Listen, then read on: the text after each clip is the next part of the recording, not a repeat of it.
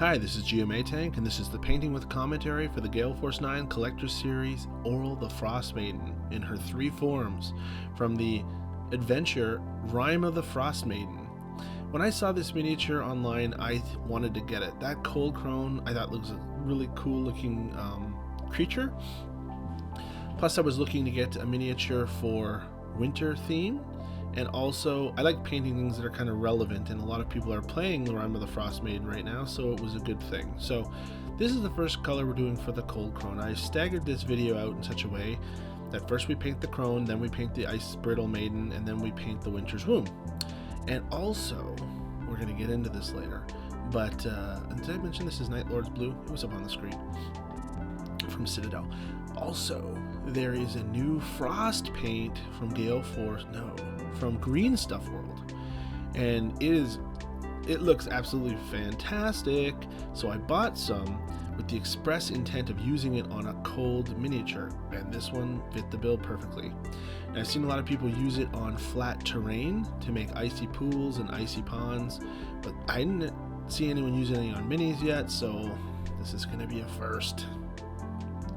So starting with the crone, this nice dark blue, it's a nice azure cloak, and it in between her legs where it's going to be dark and shadowed, and I'm just going to layer on more blues in a wet blend kind of way to get the look and feel.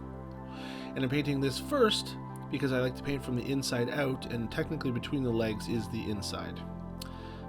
So next we're moving on to this Hoeth blue, wet blended, as you can see, leaving some streaks. Also, I found that when I looked at all my blues, I'm painting this as much to be like the box art as I can. Some of the colors I'm going to have to mix to make my own, just because I don't have enough of a variety of these blues, and they all kind of roll together. These are 28mm scale figures, and that works great for Dungeons & Dragons and the Knowles' Marvelous Miniatures, but I will say that for a lesser deity, she's pretty badass, and these minis are quite small. All 3 of them, each of them is no more than, well, this one's like 1.5 inches tall. The Brittle Ice Maiden is maybe just shy of 2 inches tall, and understandably, I mean, she's only 10 feet tall in the game, and this crone is supposed to be 7 feet tall, so when you put them finished up alongside some of your PCs, they're really not much more imposing than a regular human, but that is what it is. So, but I'm mentioning that because if you buy this collector's edition, you're going to expect a godly, and it's not quite that. So moving on to Temple Guard Blue, I also used the Gale Force 9 Collector's Edition when I painted Zariel, and she's a good 14 feet tall, and she's on a riser base and has huge wings, so when you compare the two, these little crones are very tiny. So yeah, I'm adding some more blues. I'm not painting over the stuff beneath. I don't really know how to paint very well. I just go with it. I just throw paint on plastic, and if it doesn't work, I paint over it with the darker color and then the lighter color. I've watched so many people online paint beautiful stuff, and I think every time I paint I get a little better, and I'm sure that's the case, and you probably do too. The most important thing with this painting, like anything, is just to enjoy it and have fun when you're doing it. And I've said this before, but I'll say it again. Remember how these things looked when they were in the package. In that gray plastic is nothing like they look when they're painted. Even if you paint with craft paints, you're going to get more out of it than you ever would if you just left it gray plastic. So all the power to you. So now I'm using a techless blue and a white mix to achieve this kind of sky blue for the feathers of her body and her hands. I didn't have a blue that quite matched it. Fun fact as well, when I took these out of the box, although I didn't record it, they are all single pieces. You don't have to assemble them at all. They come perfectly finished. My crone is missing a finger. You might notice on her left hand, there's like a little gap there. And that's because when I took her out of the package, her finger was gone. But being a very clever A-Tank, I just used my X-Acto knife and filed it down and shaved it down to the knuckle. And because she's got talons, it almost looks like she's grasping, but she is definitely short a finger. So Alright, now on to the Dawnstone. This is like a little bit of a wolf tuft behind her head. And not much to it. I zoomed this footage in so we get close. It's a little drunk at this point. And an Eshin Gray for the horns.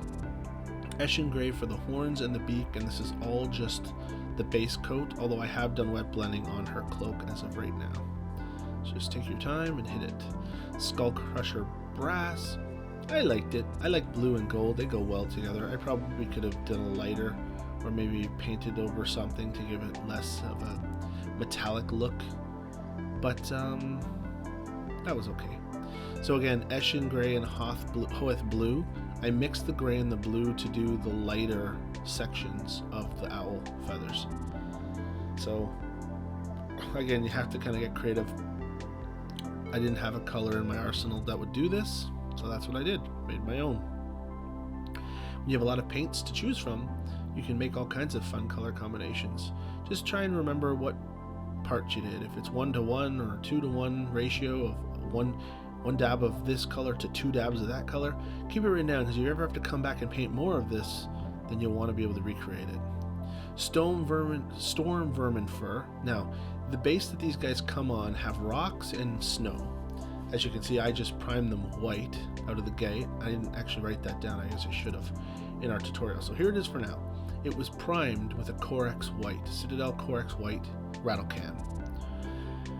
So I'm going around with the Storm Reaver Fur, or Storm Vermin Fur, and I'm just highlighting the rocks. I don't care if I hit the snowy parts. I just want to get the rocks identified so I can touch up the snow later with white and then blizzard it up with my technical paint.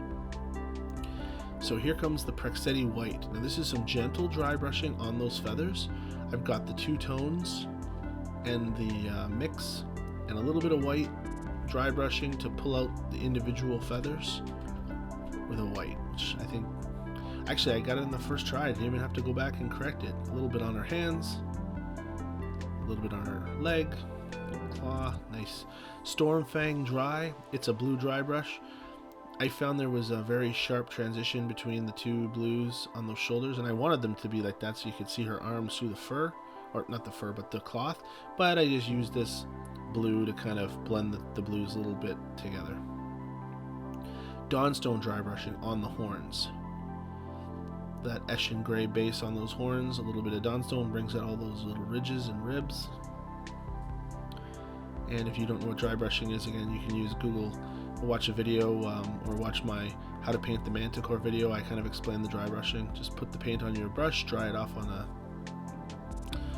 a paper towel until it's almost all gone, and then just rub it gently over top to pull out all the highlights. So I'm using a Ceramite White on top of all the snowy parts of the base. It was already painted Corex White. The Ceramite White is just more white. Corex, it dries almost like gray. And this is going to get covered anyways, but for any part that gets missed, we'll have it on there so it shines through nice and white. Leaving those stones. Nice. Now we're going to do the Valhallan Blizzard. It's a technical paint. It goes on, use a scrub brush, and what I mean by that is a junker. This is one of my junker brushes. I've got a little piece of masking tape around its waist so I don't accidentally mix it up. Those little particulates in that Valhallan Blizzard will dry in your brush and cause bad things, so use separate water and a separate brush. Put a little of that on, a little bit of tuft on, and that is it for the Cold Crone. Let's see how she looked when she was all done. There's the back, the cloak. There's nothing else done to this, no glaze, no treatment. There's the side. I did her eyes. I started with a little drop of pink, followed by a little drop of yellow to achieve that look they get on the front of the book, where it's kind of like that eye shine look. And yes, there's the tuft I was mentioning there. You can see the eye has that little effect, a little bit of dry brushing, and she's got a little chalky appearance, but I'm zoomed real in. If you look at her on the tabletop, she looks great. On to the second form, the Brittle Maiden. This is the one that has all the magic. So there's the primed version with the Corax White. We're going to use Hoeth Blue. I used the same colors for the 3 forms for continuity's sake. Excuse me. So I thought this was going to be the easiest one to paint. I mean, it's just like a bunch of sharp objects. And indeed, it did turn out to be pretty easy, but I did flip-flop back and forth between what I wanted to achieve as I went through it. So I started with this blue. I put it down everywhere where there's ice crystals, and she's walking and she's leaving kind of crystals behind her, so I'm hitting those as well, not worrying about splattering anywhere else on the base. So next, we're dry brushing already, the Storm Fang dry. So I'm like, okay, I sort of see this. You know, that one blue, the two blues, a little lighter. Sure. Again, this is where you can have all the fun in the world. There's no right way to do this. There's no wrong way to do this. Now we're going to put some shades on. Drakenhof Nightshade. It's like a really blue. I mean, it just sinks. All these crystals have these deep lines. And normally it really gets dark. And I guess you can water it down or use a medium to lighten it. But I was okay with it getting this dark in this instance, because I knew that her tips were going to be lighter, so I wanted it to settle in all those crevices. But as I was doing this, I realized I didn't really like the way the two blues were working together, and I heard someone say that they didn't like it when it was this dark blue, but she gets light again later. So yeah, so fill in all those with this crystal stuff. Now we're going to use Ceramite White on the base. I think I was looking at her thinking that she's almost done. I mean, you have the two blues, one's base, one's dry brushed, and then that shade. I think I'm thinking it's just got one more thing to do. So I'm already basing. I did the rocks, and here we go. Dry brushing on with a Chronos blue, which is a bit lighter. So it's kind of building up around the tips. And I'm ultimately going to settle with some white on there. Again, just a nice dry brushing. Bring in all those edges. Here's the white, Praxetti White. Just not too hard. I don't want to get any of it in the cracks. I want to stay high on those crystals. I'm trying to approach it from the angle so that I don't want, I only want it on the edge of each crystal, not up the length of the crystal, of the shaft, if you know what I mean. So, anyway, so at least I thought I did. Now this is where I ruin it. I use Bahareth Blue. This is an edge. I used this for her nose. I did her nose and her lips and her eye, and it looked like she had frostbite. I also did her entire arm, thinking that it was going to look like a weapon, and I hated that too. So you get to see it, and you get to see me not fix it, which later it's going to be gone. So I'm putting the Valhallan Blizzard on the base again. Again, using a scrub brush with the... Oh, and quick fact, no guys, I painted all these at the same time. And this wasn't 3 separate painting nights. I just staged them this way for the video. But what this means is, I just did the Cold Crone, and now I'm doing this Brittle Maiden, and then I'm going to do the Winter's Womb. Alright, here's the fun part. You can see her arms got dark again. Now the liquid frost comes on from Greenstuff World. This stuff is just a liquid. I'm putting it wherever you want frost crystals to grow. And we're going to see examples of what that looks like.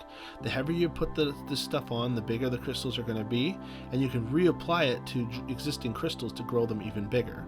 Now, to answer someone's question, what happens if how fragile are these crystals? So take a look at this water elemental that I painted, and as you can see, it had crystals on them, and I broke them all off with my finger while I was handling them. What's the net result? You have what looks still like a frosty looking piece, but you no longer have the crystals there because they're broken. But let's look at what the Brittle Maiden looks like with actual crystals in place. As you can see, on her arm, on her shoulder, on her feet, those crystals have grown very nice. This was 2 applications of the product over a 4-hour period. You can see it looks like frosty snow, very fragile. Her face has been fixed. She's blue. She looks kind of like a clown now with a white pupil. But I really, really, really like how that turned out. And that is the Ice Brittle Maiden. Now we're 3rd form, Winter's Womb. This is the 3rd form of Auril, and I'm using the same colors, Night Lord's Blue, as I started with the Cold Crone. I'm running up the bottom, and I'm going to put all these on while they're wet, Hoeth Blue. And I'm going to blend them as I pull them up. I want the dark at the bottom up to lighter at the top. Temple Guard Blue from the midsection to the top, and then A little bit of Techless blue plus white. That was like the crone. Should just be the tip. I went down a little too far there. I lost some of my gradient. And finally, a Praxetti white dry brush on that whole thing. Here it goes. Goes on nice. Just gentle, not too much paint. I only wanted to cut those edges and kind of highlight them without losing the gradient, although it's going to get frosted over with my frost paint. Again, the stone was done the same way with the Storm Reven Vermin Fur, and then the white paint, and then the Ceramite white, and then the Praxetti Blizzard. Oh, not Praxetti Blizzard. You know what I mean.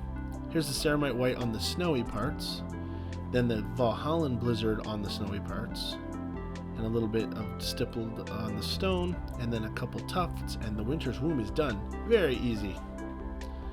Here you go with the Blizzard. Separate brush, separate water as before. And finally, we're going to apply the Greenstuff Liquid Frost. Great product if you have any type of freezy kind of thing to do. This would even look good on white paint.